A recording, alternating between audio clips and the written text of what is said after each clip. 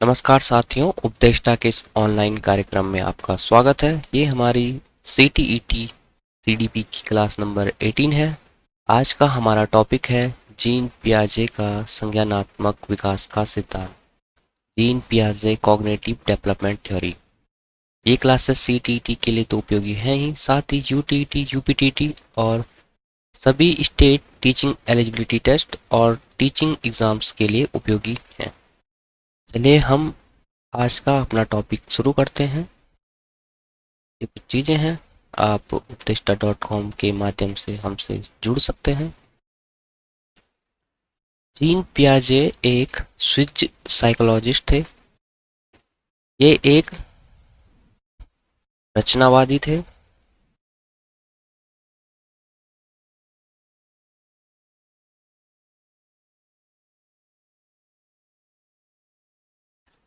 Constructivist थे, रचनावादी थे। और कैसे थे? उग्र रचनावादी थे, उग्र रेडिकल थे। ठीक है। तो इन्होंने कहा कि children are active builders of knowledge. बच्चे ज्ञान के सक्रिय निर्माता होते हैं। बच्चे जो होते हैं वो ज्ञान के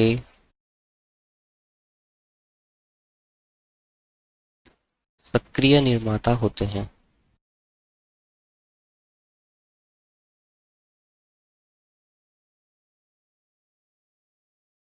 दूसरा स्टेटमेंट इन्होंने कहा, चिल्ड्रंस आर लिटिल साइंटिस्ट। बच्चे क्या हैं? नन्हे वैज्ञानिक हैं। नन्हे वैज्ञानिक हैं क्योंकि वो कर कर के सीखते हैं और नई चीज़ों को ढूंढते हैं, समझते हैं, खोजते हैं। जीन पियाजे की थ्योरी के फोर जो स्टेजेस हैं उनको पढ़ने से पहले हम उसके 4 फैक्टर्स को समझ लेते हैं। इसमें कि पहला फैक्टर है मैचुरेशन, यानी कि परिपक्वता। ठीक है। तो जो जीन पियाजे ने बताया कि कॉग्निटिव डेवलपमेंट होता है, संज्ञानात्मक विकास होता है, उसमें परिपक्वता की भूमिका भी होती है। ठीक है। जो हमारा कॉग्निशन का डेवलपमेंट हो रहा है, जो हमारे संज्ञान का विकास हो रहा है, वो हम उसमें हमारी परिपक्वता, हमारे जो डेवलपमेंट की प्रोसेस है, जो हमारा डेवलपमेंट है, डेवलपमेंट टुवर्ड मैचुरेशन, यानी कि परिपक्वता, जो विकास है वो जा रहा है परिपक्वता की ओर। ठीक है। तो इस प्रोसेस की, इस जो ये प्रोसेस है, इसकी एक महत्वपूर्ण भूमिका है इसमें संज्ञान में। क्योंकि देखो, छोटे बच्चे का, हालांकि 5 साल की उम्र में काफ़ी ब्रेन डेवलप हो चुका होता है, पर वो चीज़ों को समझता है अपनी मैचुरेशन के हिसाब से, परिपक्वता आने के हिसाब से। जैसे जैसे उसकी एज बढ़ती जाती है तो उसमें मैचुरेशन आती जाती है और वैसी वैसी उसका संज्ञान का विकास होता जाता है। तो इसलिए मैचुरेशन यहाँ पे एक फैक्टर है। दूसरा फैक्टर है एक्सपीरियंस। एक्सपीरियंस यानी कि अनुभव। ठीक है। बच्चे जन्म से ही बहुत ज़्यादा संज्ञानात्मक विकास करके नहीं आता है। जैसे जैसे वो परिपक्व होता है, जैसे जैसे वो अनुभव प्राप्त करता है, तो उसके स्किल्स में, उसकी सोच समझने की शक्ति में डेवलपमेंट होता है, विकास होता है। और यही विकास तो क्या है? संज्ञानात्मक विकास है, कॉग्निटिव डेवलपमेंट है। ठीक है। तीसरा है सोशल इंटरेक्शन। ह्यूमन क्या है? हम क्या है? एक सोशल एनिमल है। तो सोशल इंटरेक्शन कर करके ही हम चीज़ों को सीखते हैं, नई नई चीज़ें समाज में घुलना मिलना, और काफ़ी सारी हमारी संस्कृति, हमारे विचार, ये सब हमको समाज से मिलते हैं। तो ये चीज़ें भी हम सीखते हैं समाज से, और उसी के अकॉर्डिंग हमारे संज्ञान का विकास होता है। चौथा है इक्विलिब्रियम, या इक्विलिब्रेशन कहते हैं इसको, कहेंगे संतुलन। ठीक है। संतुलन आपको पता है कि जैसे ए पॉइंट है या बी पॉइंट है, तो इनके बीच सामंजस्य, वही क्या कहते हैं? संतुलन कहते हैं। इक्विलिब्रियम कहते हैं इसको, संतुलन या सामंजस्य आप कह सकते हैं। इसको फर्दर डिवाइड किया गया एडेप्टेशन और ऑर्गेनाइजेशन में। एडेप्टेशन का मतलब हुआ अनुकूलन, ठीक है, अनुकूलन। और ऑर्गेनाइजेशन का मतलब हुआ संगठन। तो एडेप्टेशन अनुकूलन क्या होता है? पूर्व ज्ञान और नवीन ज्ञान के मध्य संतुलन बनाना। ठीक है, तो इन सबको मैं मिटा देता हूँ।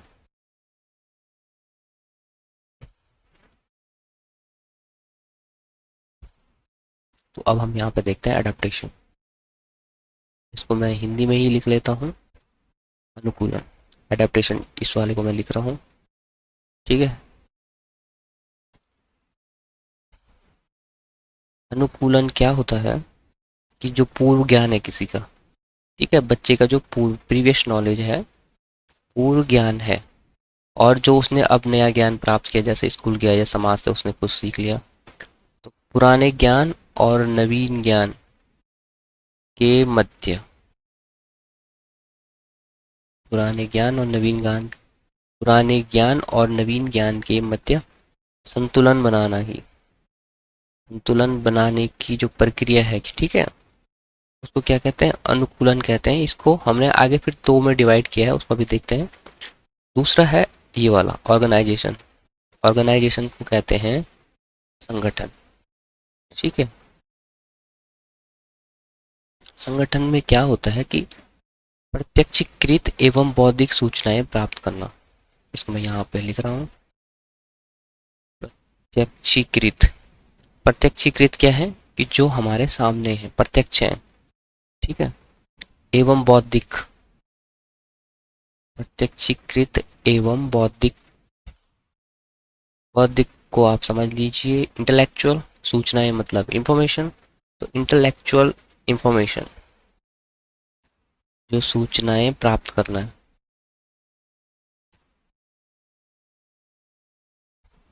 ये आता है ऑर्गेनाइजेशन में, संगठन में। और ये क्यों प्राप्त करनी है? क्योंकि सर्वाइवल के लिए।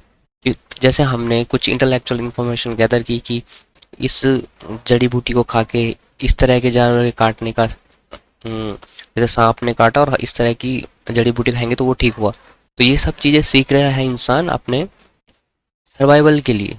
ठीक है, फिर एडेप्टेशन में आते हैं दो पार्ट। एक होता है एसिमिलेशन और दूसरा होता है एकोमोडेशन। ठीक है, तो इन दोनों को अब हम डिटेल में देखते हैं थोड़ा। एसिमिलेशन और एकोमोडेशन ये किस में आ रहा है? यहाँ पे आ रहा है इक्विलिब्रियम के, एडेप्टेशन के अंदर ये दोनों चीजें आ रहे हैं।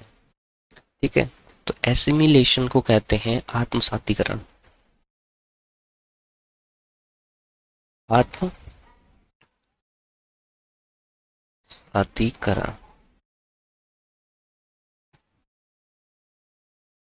दूसरा है एकोमोडेशन। एकोमोडेशन को कहते हैं समायोजन।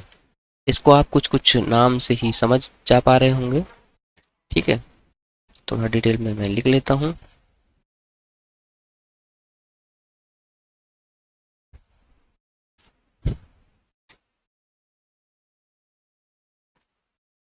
तो आत्मसातीकरण होता है पूर्व ज्ञान, जो आपका प्रीवियस नॉलेज है, ठीक है, पूर्व ज्ञान के साथ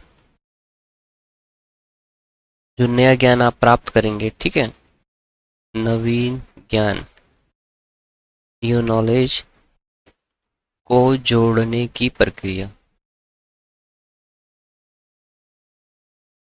बच्चे के पास कुछ इंफॉर्मेशन, कुछ नॉलेज पहले से था, ठीक है, अब वो गया समाज में, ठीक है, तो उसने कुछ नई चीजें सीखी। ठीक है, तो उन दोनों को अब वो जोड़ेगा। एग्जिस्टिंग जो नॉलेज उसके पास था, ठीक है, बच्चे के पास कुछ एग्जिस्टिंग नॉलेज था, पहले से कुछ नॉलेज था, और वो अब कुछ नया नॉलेज लाया। ठीक है, और इसमें सीधे क्या हुआ? जोड़ दिया गया।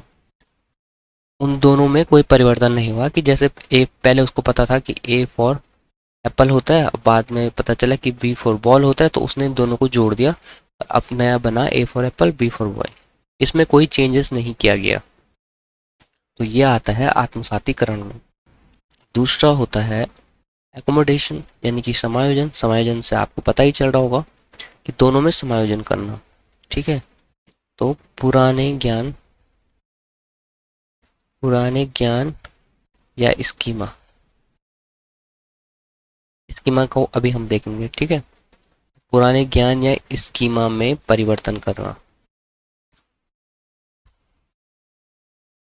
ठीक है, तो जो उसके पास एग्जिस्टिंग नॉलेज था उसमें उसने क्या किया, पहले चेंजेस किए। ठीक है, और फिर क्या किया, एडजस्टमेंट भी किया। इसको आप एक एग्जांपल से देखिए कि पहले उसने, जैसे घर वालों ने उसको बताया कि बिल्ली क्या है, बिल्ली एक पेट एनिमल है। ठीक है, तो उस दिन बाद उसने कुत्ता देखा और उसने पूछा कि ये क्या है, तो उन्होंने कहा ये भी पेट एनिमल होता है। तो बच्चे ने क्या किया, अब जोड़ा अपने स्कीमा में, जो पुराना स्कीमा उसका पेट एनिमल का बना हुआ था, उसको लगता था कि सिर्फ बिल्ली ही पेट एनिमल है। तो अब उसने देखा कि नहीं नहीं, कुत्ता भी पेट एनिमल है।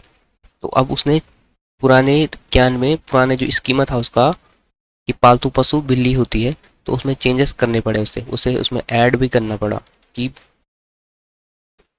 क्या है, कि पालतू पशु बिल्ली और कुत्ता है। ये तो वाला हो गया आत्मसातीकरण। पर उसने अब एक और नई चीज उसमें ऐड की। ठीक है, उसने क्या कहा कि जब बिल्ली थी, कुत्ता है, तो कोई और भी पालतू जानवर हो सकता है। तो उसने क्या किया, अब इसने चेंजेस करके नया एडजस्टमेंट किया। तो ये होता है समायोजन। ठीक है, पुराने ज्ञान या स्कीमा में परिवर्तन कर, ठीक है, जोड़ना। अब हम देख लेते हैं स्कीमा क्या होता है। स्कीमा होता है organise structure of information stored in brain. हमारे ब्रेन क्या करता है, चीज़ों को पैटर्न के रूप में याद रखता है, पैटर्न के रूप में देखता है। तो जो उसका एक ऑर्गेनाइज्ड, एक तो जो उसका एक ऑर्गेनाइज्ड स्ट्रक्चर होता है ऑफ इंफॉर्मेशन का, सूचनाओं का एक एक ऑर्गेनाइज तरीके से दिमाग में क्या रहता है, माइंड मैपिंग होके बनी रहती है। चीज़ें एक पैकेट के फॉर्म में समझ लीजिए आप। ठीक है, ऑर्गेनाइज तरीके से माइंड ने पैटर्न के हिसाब से चीज़ें स्टोर करके रखी हुई है। तो इस तरह की ये पैकेट्स है माना। ठीक है, ये मैं आपको समझाने के लिए बता रहा हूँ, तो आप समझ गए होंगे।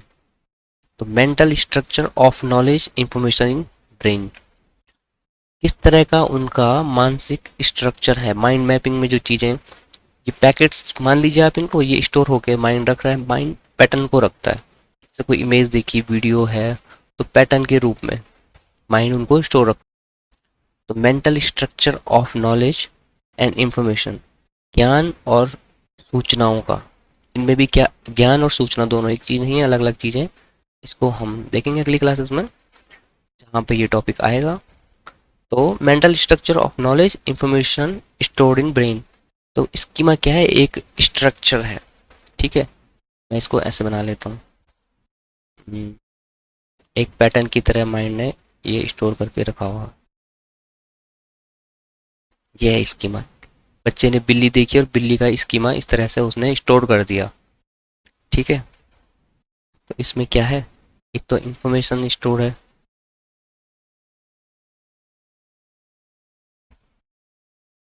इंफॉर्मेशन के साथ साथ इसमें नॉलेज भी स्टोर है पैटर्न के रूप में। तो क्या है इसमें, जो उसके पास जो उसके पास एग्जिस्टिंग, या उसको हम क्या कह सकते हैं, प्रीवियस नॉलेज, पूर्व ज्ञान कह सकते हैं, प्रीवियस नॉलेज है, वो स्कीमा में क्या है, स्टोर्ड है। जैसे हमारा एचडी कार्ड है, उसमें अंदर जैसे फोटोज वगैरह एक कोडिंग जैसे बाइनरी में सेव होती है, वैसे ही माइंड स्कीमा के तौर पे चीज़ों को सेव रखता है अपने मेमोरी सिस्टम में। तो बस आप इतना समझ लीजिए, यही स्कीमा है। उसके बाद हम देखेंगे कि जीन प्याजे ने स्टेजेस ऑफ कॉग्निटिव डेवलपमेंट दी, 4 प्रकार के इन्होंने स्टेजेस बताई। ठीक है, पहली बताई सेंसरी मोटर, दूसरी बताई प्री ऑपरेशनल, इसको हिंदी में कहते हैं संवेदी गामक। सेंसरी का मतलब हो गया संवेदनाओं से रिलेटेड। ठीक है, तो संवेदी गामक इसको कहते हैं। इसमें जो एज होती है 0 से 2, 0 का मतलब at the time of birth, दूसरा इन्होंने बताया प्री ऑपरेशनल, पूर्व संक्रियात्मक।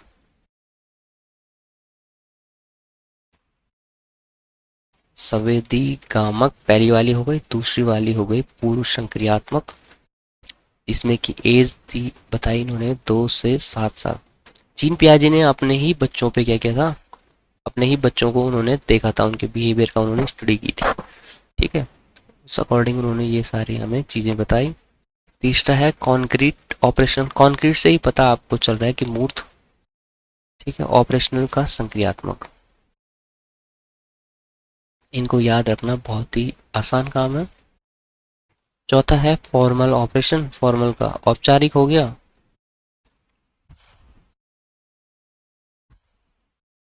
औपचारिक संक्रियात्मक। पेपर में इनसे क्वेश्चन बनेगा, आप इसको आसानी से कर सकते हैं सिर्फ इतना ही समझ के कि जो छोटा बच्चा होता है वो सिर्फ सेंसेस पे काम करता है, हाथ पांव हिलाता है और चीज़ों को देखता है, उससे ज़्यादा वो कुछ करता है नहीं। उसके बाद बच्चा धीरे उसके बाद बच्चा धीरे धीरे थोड़ा बड़ा होता है, उसमें प्री ऑपरेशनल आ गया। और तीसरे नंबर पे आप देखोगे 7 से 11 साल का बच्चा क्या करता है, सिर्फ मूर्त चीज़ों के ही बारे में चिंतन कर पाता है। तो ठीक है, तो वो स्टेज आपकी, ऐसे आप समझ जाएंगे। उसके बाद औपचारिक संक्रियात्मक आता है 11 से 15। ठीक है, इसको आप आसानी से याद रख पाओगे, इसको याद रखने में आपको ज़्यादा दिक्कत आने वाले है नहीं। ठीक है, पहली हम अपनी स्टेज देखते हैं। पहली स्टेज जीन पियाजे ने बताई थी सेंसरी मोटर। अभी हमने देखा 0 से 2 साल। सेंसरी मोटर, सेंसेस इसमें आ रहे हैं। सेंसेस का मतलब क्या होता है, हमारी इंद्रियां। ठीक है, तो इसको कहते हैं संवेदी कामक। इसको इंद्रिय गामक भी कहते हैं कि बच्चा बस इंद्रियों पे ही जी रहा है, भूख लगी तो रोएगा, बॉडी लगी तो रोएगा, बस उसे इतना ही मतलब है फिलहाल। छोटा बच्चा है 0 से 2 साल। सेंसेस यानी कि इंद्रियों पे जीता है, इंद्रिय गामक मैंने बता दिया। ओल्ड डायरेक्टेड बिहेवियर वो करता है, भूख लगी तो रोएगा, रोटी लगी तो रोएगा। ठीक है, किसी ने गोदी में उठाया अच्छा लगा हंसेगा, बस इतना ही उसको करना होता है। इस स्टेज में ज़्यादा वो कुछ करता है नहीं। डिफर्ड इमिटेशन होता है, धीरे धीरे बच्चा क्या करता है, अनुकरण करता है। जैसे आपने आज बोला कि माँ बोल या इस खिलौने पे इस तरह से मार, तो वो जरूरी नहीं कि अभी करेगा, हो सकता हो 2 3 4 5 10 दिन बाद बोले वही चीज़। धीरे धीरे, विलंबित का मतलब देर से, इमिटेशन का मतलब अनुकरण करता है। ठीक है, ऑब्जेक्ट परमानेंस यानी कि वस्तु स्थायित्व उसमें अभी नहीं आया होता है, कि वो स्टोर नहीं कर पा रहा है इंफॉर्मेशन को। ठीक है, यानी कि आपने उसको कोई खिलौना दिया, इतना छोटा बच्चा खैर खेलता भी नहीं है खिलौने से, मतलब उतना नहीं खेलता है कि आपने उसको कोई खिलौना दिया और आपने उसके सामने खिलौना कहीं छुपा दिया, तो वो भूल जाएगा थोड़ी देर बाद। उसके अंदर वस्तु ऑब्जेक्ट का परमानेंस मेमोरी नहीं बनी रहेगी कि ये यहाँ रखा था खिलौना, वो भूल जाएगा थोड़ी देर बाद खिलौना अगर उसके सामने ना हो तो। ठीक है, तो लैक ऑफ ऑब्जेक्ट परमानेंस और अचीवमेंट ऑफ ऑब्जेक्ट परमानेंस ये सब होता है कहाँ पे, सेंसरी मोटर में, यानी कि संवेदी गामक वाली स्टेज में 0 से 2 साल में। तो अब हम दूसरी स्टेज को पढ़ेंगे, प्री ऑपरेशनल यानी कि पूर्व संक्रियात्मक। ठीक है, पूर्व संक्रियात्मक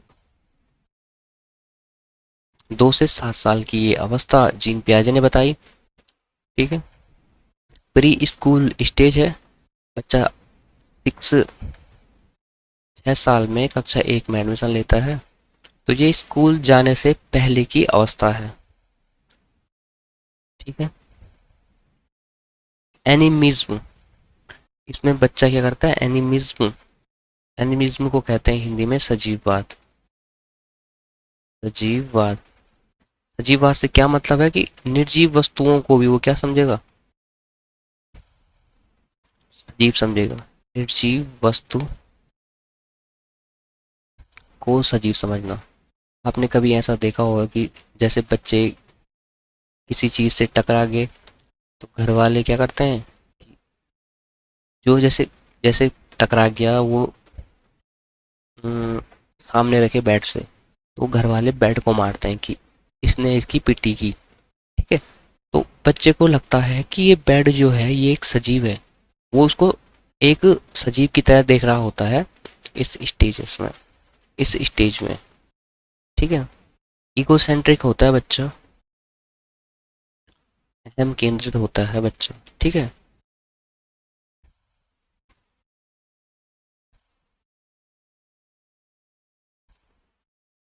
अहम केंद्रित यानी बच्चा सारी दुनिया का केंद्र खुद को मानता है, सेल्फ सेंटर्ड होता है। ठीक है, बच्चे को लगता है कि पूरी दुनिया के केंद्र में वही है। ठीक है, वो अपने आप को ही इम्पोर्टेंस ज़्यादा देता है।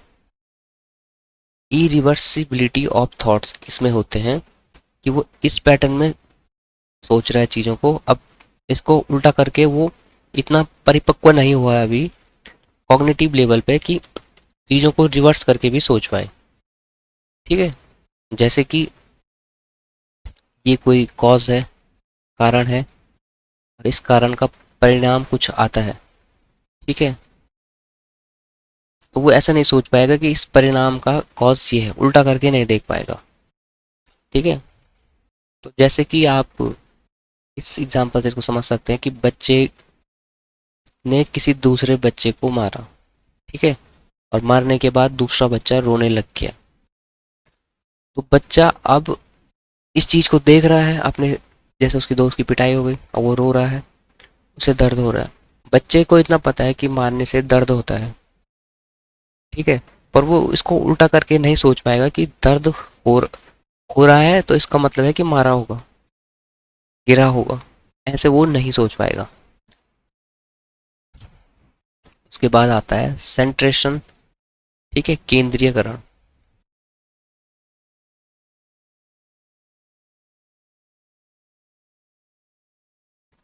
Lack of conservation. ठीक है, इसमें क्या आता है कि किसी वस्तु के केवल एक गुण पर फोकस कर पाता हो। ठीक है, जैसे यहाँ पे उसको कोई खिलौना दे दिया। ठीक है, तो एक बार में वो केवल एक ही गुण पर फोकस कर पा रहा हो। गुण का मतलब जैसे वो ये माना ब्लू कलर की एक खिलौना था, कार थी ये, तो वो देख रहा है उस चीज़ को, तो एक बार वो सिर्फ ब्लू कलर ही देखेगा कि ये ब्लू कलर का है, और एक बार वो देखेगा कि हाँ ये इतनी बड़ी कार है, इतनी लंबी कार है। ठीक है, तो जैसे रंग, कलर, चौड़ाई, मोटाई, तो एक बार में एक गुण को वो फोकस कर पाता है। ठीक है, इसको कहते हैं केंद्रीयकरण। उसके बाद आता है सिंबॉलिक थॉट होते हैं। ठीक है, जैसे बच्चे को हम ABCD पढ़ाते हैं, तो बच्चा ए को याद नहीं रख पाता माइंड में, वो जो उसका फिगर रहता है एप्पल वाला, उससे वो समझता है कि एप्पल थोड़ा गलत बन गया, तो एप्पल, जैसे B फॉर बॉल है तो बॉल को वो याद रखता है, बी को याद रखने के लिए वो इस फिगर को याद रखता है, इससे वो बताएगा कि बी। ठीक है, ये चीज़ आप समझ गए होंगे। अगली स्टेज देखते हैं कॉन्क्रीट ऑपरेशनल, यानी कि मूर्त संक्रियात्मक। कॉन्क्रीट मूर्त और एब्स्ट्रैक्ट अमूर्त में आपको अंतर पता ही है, ये तो हम पिछली काफ़ी क्लासेस से डिस्कस करते आ रहे हैं। ठीक है, मूर्त या कॉन्क्रीट वो चीज़ें होती हैं जो सामने होती हैं हमारी, जिनको हम टच कर सकते हैं। ठीक है, अमूर्त चीज़ें वो होती हैं जो हमारे माइंड में होती हैं, जो सामने पे रियलिटी में होती नहीं है। जैसे एग्जिस्टेंस ऑफ गॉड, सामने पे तो हम देख नहीं पा रहे हैं। ठीक है, तो कॉन्क्रीट क्या है, मूर्त चीज़ें हैं। ये वाली स्टेज आप ये नोट कर लीजिएगा कि 7 से 11 साल की स्टेज है। ठीक है, बच्चा अब थोड़ा और बड़ा हो चुका है, तो इसमें है मूर्त संक्रियात्मक। कॉन्क्रीट है जिनको हम देख सकते हैं, छू सकते हैं। अब 7 से 11 साल का बच्चा है, logical thoughts begin about concrete things. ठीक है, तो उसके जो थॉट्स आने शुरू हो जाते हैं, पर सिर्फ किस चीज़ के लिए, कॉन्क्रीट थिंग्स के लिए, जो उसके आसपास की मूर्त चीज़ें हैं जिनको वो देख सकता है, छू सकता है, वो उनके बारे में लॉजिकल थिंकिंग करने लग जाता है, सिर्फ कॉन्क्रीट चीज़ों के प्रति, अब्स्ट्रैक्ट चीज़ों यानी अमूर्त चीज़ों के प्रति नहीं। रिवर्सिबल थॉट, अभी हमने देखा था कि पिछली स्टेज में रिवर्सिबल थॉट नहीं थे। ठीक है, प्रतिवर्ती कारण भी अब उस वो रिवर्स भी सोचने लग जाता है। जैसे कि कोई कारण है, उसका परिणाम अब वो उल्टा करके भी सोचने लग जाएगा कि परिणाम का कारण ये हो सकता है। ठीक है, तो थॉट रिवर्सिबिलिटी उसमें आ जाती है। Develop to ability of classification and differentiation, जैसे कि वो अब चीज़ों को वर्गीकृत और विभेद कर सकता है उन चीज़ों में। ठीक है, कि ये जानवर है, ये पक्षी है, कैटेगराइज उनको कर सकता है, जैसे कि एक वृत्त है, ये स्क्वायर है, ये आयत है, ये त्रिभुज है, वो इनको अब अलग अलग कर पाएगा। तो आपने देखा होगा कि ये चीज़ें ही इंट्रोड्यूस कब कराई जाती हैं बच्चे को, प्राइमरी लेवल से ही करवाई जाती हैं। ठीक है, उससे पहले ये चीज़ें नहीं पढ़ाई जाती हैं, ज्यामिति वाली चीज़ें, क्योंकि अब हमको पता है कि उसका ब्रेन, उसका कॉग्निशन इतना समझने लायक हो चुका है, तो उसी ही अकॉर्डिंग हमारी शिक्षा व्यवस्था होती है। तो स्कूलों में भी जो हमारा पाठ्यक्रम तय है वो इन्हीं सभी चीज़ों पे है। ठीक है, तो उसके अकॉर्डिंग ही हम चलते हैं। अगला है सेरिएशन, सीरिएशन, शेरिएशन, जो भी आप इसको कहना चाहें, क्रमबद्धता। ठीक है, अब क्रमबद्धता का गुण भी उसमें आ जाता है कि वो चीज़ों को आरोही और अवरोही, असेंडिंग, असेंडिंग का मतलब होता है आरोही क्रम। ठीक है, ये तो आपने कक्षा 1 2 3 4 5 तक पढ़ा ही होगा, आरोही क्रम, अवरोही क्रम, असेंडिंग ऑर्डर, डिसेंडिंग ऑर्डर। तो ये गुण बच्चे में आ जाता है। ठीक है, आरोही का मतलब है बढ़ता हुआ क्रम, 1 2 3 4 ऐसे में लगा पाएगा वो, फिर 5 4 3 2 1, डिसेंडिंग या अवरोही, इस तरह से वो चीज़ों को एक सीरीज में लगा पाएगा। ठीक है,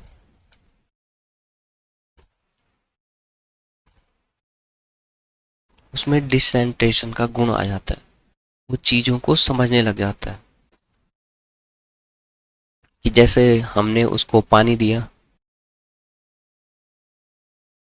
एक गिलास पानी यहाँ रखा, फिर एक पतला सा गिलास दिया और उसमें पानी, वही पानी यहाँ पे माना 1 लीटर था, वही इस पतले से में डाला तो वो ऊपर तक जाएगा। ठीक है, तो इससे पहले बच्चा समझ, उसको लगता था कि ये वाला पानी ज़्यादा है। ठीक है, जैसे कि एक छोटा, ये चौड़ा गिलास है, ये पतला गिलास है, तो पतले गिलास में लेवल ऊपर जाएगा ना पानी का। तो बच्चे को इससे पहले वाली स्टेज तक लगता था कि ये पानी ज़्यादा है और ये कम है, क्योंकि ये उसको ऊंचा दिख रहा था। हमने पढ़ा था ना कि बच्चा एक ही गुण में फोकस कर पाता एक बार में, तो वो लंबाई फोकस कर पा रहा था। पर जो कॉन्क्रीट ऑपरेशनल 7 से 11 साल की अवस्था है, उसमें बच्चे में ये डिसेंट्रेशन का गुण आ जाता है कि कोई ज़रूरी नहीं है कि शेप और साइज में चेंज होने से, कि जरूरी नहीं कि वॉल्यूम भी इसका चेंज हो सकता है दोनों बराबर हो, तो इतना वो समझने लग जाता है। अगली स्टेज की तरफ हम पढ़ेंगे फॉर्मल ऑपरेशनल, यानी कि औपचारिक। ठीक है, फॉर्मल को कहते हैं औपचारिक, औपचारिक, और दूसरा इसी को ही कहते हैं अमूर्त। अभी हमने देखा था ना कॉन्क्रीट, अब देखेंगे अमूर्त, अब्स्ट्रैक्ट चीज़ों की। तो औपचारिक संक्रियात्मक अवस्था या अमूर्त संक्रियात्मक अवस्था, दोनों इसको कहते हैं।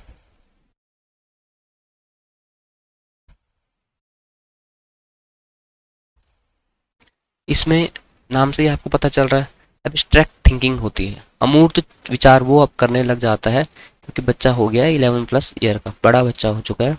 अब जो चीज़ें वो छू नहीं सकता है, देख नहीं सकता है, उन चीज़ों के बारे में भी वो विचार करने लग जाता है। Creative thoughts about abstract thinking, creative thinking about abstract think वो करने लग जाता है। ठीक है, तो उसमें हाइपोथेटिकल रीजनिंग भी आ जाती है। परिकल्पनात्मक, परिकल्पनात्मक तर्क भी उसके अंदर आ जाता है, तो नई नई क्रिएटिव चीज़ें वो अब रचेगा। ठीक है, नई नई अच्छी तरह की पोएम, उपन्यास वगैरह ये वो सारी चीज़ें लिख सकता है। तो ये है जीन पियाजे की कॉग्निटिव थ्योरी। हमने इसको पढ़ा है सिर्फ अपने एग्ज़ाम के हिसाब से, बहुत सारी चीज़ें इसमें हैं। भविष्य में हम लाएंगे कॉन्सेप्चुअल क्लासेस टीचर्स के लिए, उन टीचर्स के लिए भी जो ऑलरेडी टीचर हैं, वो सब लोग भी जो इन चीज़ों को समझना चाहते हैं। पर अभी हमारी क्लासेस चल रही हैं सीटीईटी ओरिएंटेड, तो हम उसमें चलेंगे जितना हमारे सिलेबस में आना है, जितने हमारे पेपर में प्रश्न पूछा जाना है। कॉन्सेप्चुअल क्लासेस के बारे में हम भविष्य में सोच रहे हैं, उनमें हम इन चीज़ों को बड़ी गहराई से देखेंगे, फिलॉसफी के हिसाब से देखेंगे, संस्कृति के हिसाब से देखेंगे। तो एक बार हम रिवीजन कर लेते हैं, क्विक रिवीजन, कि आज हमने क्या क्या पढ़ा। तो जीन पियाजे स्विस साइकोलॉजिस्ट थे, कंस्ट्रक्टिविस्ट थे यानी कि रचनावादी थे, और रेडिकल रचनावादी थे, उग्र रचनावादी थे। Children are active builders of knowledge, इन्होंने कहा बच्चे ज्ञान के सक्रिय निर्माता हैं। चिल्ड्रंस आर लिटिल साइंटिस्ट, बच्चे नन्हे वैज्ञानिक हैं, उनको खुद से चीज़ों को लर्निंग बाय डूइंग करने दो, ऐसा उन्होंने बताया। 4 फैक्टर बताए उन्होंने, मैचुरेशन, एक्सपीरियंस, सोशल इंटरेक्शन और इक्विलिब्रियम। मैचुरेशन हो गया परिपक्वता, एक्सपीरियंस हो गया अनुभव, सोशल इंटरेक्शन सोशल गैदरिंग या सामाजिक इंटरेक्शन को क्या कहेंगे आप, मेल मिलाप। इक्विलिब्रियम संतुलन या सामंजस्य की स्थिति। इसमें दो उन्होंने डिवाइड किया, एडेप्टेशन और ऑर्गेनाइजेशन में। एडेप्टेशन का मतलब अनुकूलन, ऑर्गेनाइजेशन का मतलब संगठन। ठीक है, संगठन में हमने देखा था कि प्रत्यक्षीकृत एवं बौद्धिक सूचनाएं इसमें प्राप्त करना होता है। प्रत्यक्षीकृत मतलब जो हमारे सामने हमको दिख रही है, कॉन्क्रीट एक तरह से हम कह सकते हैं। बौद्धिक यानी कि इंटेलेक्चुअल इंफॉर्मेशन को गैदर करना। एडेप्टेशन में आएगा कि पूर्व ज्ञान, प्रीवियस नॉलेज और न्यू नॉलेज के मध्य इक्विलिब्रियम, संतुलन बनाना। ठीक है, उसके बाद फिर एसिमिलेशन और एकोमोडेशन, यहाँ पे हमने देखा था एसिमिलेशन होता है आत्मसातीकरण, एकोमोडेशन होता है समायोजन। एसिमिलेशन में क्या था कि एग्जिस्टिंग नॉलेज और existing knowledge plus new knowledge. ठीक है, existing knowledge plus new knowledge. Accommodation में क्या है कि प्रीवियस नॉलेज तो था ही, जो पहले से एग्जिस्टिंग नॉलेज था वो तो है ही, पर अब नया नॉलेज आया, उसमें थोड़ा कुछ चेंजेस किए। ठीक है, और उसको एडजस्ट किया, तो ये आ गया एकोमोडेशन में। उसके बाद स्कीमा क्या होता है, स्कीमा होता है organise structure of information stored in brain. जो हमारे ब्रेन में इंफॉर्मेशन स्टोर्ड है उसका एक ऑर्गेनाइज स्ट्रक्चर, एक संगठित आकार, पैटर्न के रूप में माइंड चीज़ों को स्टोर रखता है। तो वही पैटर्न की यहाँ पे बात हो रही है। उसके बाद हमने देखा था कि 4 स्टेजेस बताई थी जीन पियाजे ने, संवेदीगामक, पूर्व संक्रियात्मक, मूर्त संक्रियात्मक और औपचारिक संक्रियात्मक। तो ये वाली होती है सेंसरी मोटर, संवेदीगामक 0 से 2, प्री ऑपरेशनल पूर्व संक्रियात्मक 2 से 7, कॉन्क्रीट ऑपरेशनल मूर्त संक्रियात्मक 7 से 11, फॉर्मल ऑपरेशनल औपचारिक संक्रियात्मक 11 से 15 साल या 11+ आप इसको मान के चलिए। जीन पियाजे ने अपने बच्चों पे शायद 16 साल तक स्टडी की, उनकी बिहेवियरल स्टडी की, उनके आसपास के बच्चों पे भी की, और उसके बाद इन्होंने अपनी ये थ्योरी दी। संवेदीगामक या फिर इंद्रियगामक इसको कहते हैं, गोल ओरिएंटेड बिहेवियर होता है, भूख लगी, प्यास लगी और पॉटी लगी तो उस हिसाब से वो रिएक्शन देगा। डेफर्ड इमिटेशन होता है, विलंबित अनुकरण इसमें होता है, यानी कि बच्चा धीरे धीरे क्या करेगा, अनुकरण करना शुरू करेगा। जैसे आपने उसको बोला माँ माँ माँ सिखाना, तो जरूर नहीं कि तुरंत वो बोल दे, हो सकता है 2-4 दिन दे, 10 दिन दे इस चीज़ को अनुकरण करने में, यानी कि नकल करने में। ऑब्जेक्टिव परमानेंस, वस्तु स्थायित्व का गुण इसमें अभी आया नहीं होता है, कि जो मेमोरी उसकी स्टोर नहीं हो रही होती है कि कहाँ रखा हुआ है, कौन सा खिलौना, कौन सी चीज़। Pre operational, pre school age है, स्कूल जाने से पहले क्या होता है, एनिमिज्म यानी निर्जीव वस्तुओं को भी वो सजीव समझता है। इकोसेंट्रिक, अहम केंद्रित होता है, बच्चा खुद को ही ब्रह्मांड का केंद्र मानकर चलता है। रिवर्सिबिलिटी ऑफ थॉट, कॉज और उसका जो इफेक्ट आता है तो उसको रिवर्स नहीं कर पाता है। ठीक है, थॉट की रिवर्सिबिलिटी उसमें नहीं आई होती है। सेंट्रेशन होता है, किसी वस्तु के केवल एक ही गुण पर, एक बार में एक गुण पर ही फोकस कर पाता है। सिंबॉलिक थॉट होते हैं, बी फॉर बॉल, बॉल से याद रखेगा। सी फॉर कैट, कैट की आकृति से वो याद रखेगा कि सी फॉर कैट होता है। सी को वो सी नहीं बोलेगा, कैट के आने के बाद वो सी बोल देगा। कॉन्क्रीट ऑपरेशनल, मूर्त, मूर्त चीज से मतलब जिन्हें हम देख सकते हैं, छू सकते हैं। Logical thoughts began about concrete thing, मूर्त चीजों के प्रति उसकी लॉजिकल थिंकिंग शुरू हो जाती है। रिवर्सिबिलिटी ऑफ थॉट भी आ जाती है उसमें, कॉज और इफेक्ट जो उनको रिवर्स करके वो देख सकता है। Develop to ability of classification, ये वृत्त है, ये 4 भुजाओं वाला, ये 3 भुजाओं वाला, इनमें वो क्लासिफिकेशन वर्गीकृत कर पाता है, डिफ्रेंसिएशन कर पाता है। सेरिएशन है क्रमबद्धता, आरोही क्रम, अवरोधी क्रम, इस क्रम में वो चीज़ों को लगा पाता है। डिसेंट्राइजेशन यानी कि वो समझ चुका होता है कि दो गुणों को वो दो अलग अलग गुणों को वो क्या कर सकता है, मैच कर सकता है, उनकी तुलना कर सकता है, उनको समझ पाता है और उनमें रिलेटिविस्टिक अप्रोच वो रखना शुरू कर चुका होता है। फॉर्मल ऑपरेशनल 11 प्लस औपचारिक संक्रियात्मक अमूर्त संक्रियात्मक यानी कि अब्स्ट्रैक्ट थिंकिंग वो कर पाता है। अमूर्त विचार जो चीज़ें एग्जिस्ट नहीं करती हैं जैसे गॉड आत्मा, सब चीज़ों के बारे में वो सोच सकता है। हाइपोथेटिकल रीजनिंग परिकल्पनात्मक तर्क उसमें आ जाता है, तो नई नई चीज़ें, नई नई आविष्कार, नई नई कविताएं, यानी कि क्रिएटिव वर्क करना शुरू हो चुका होता है। तो आज की क्लास के लिए बस इतना ही। मिलते हैं हम आपको अगली क्लासेस में। बिल्कुल जुड़े रहिए हमारे साथ। बहुत बहुत धन्यवाद।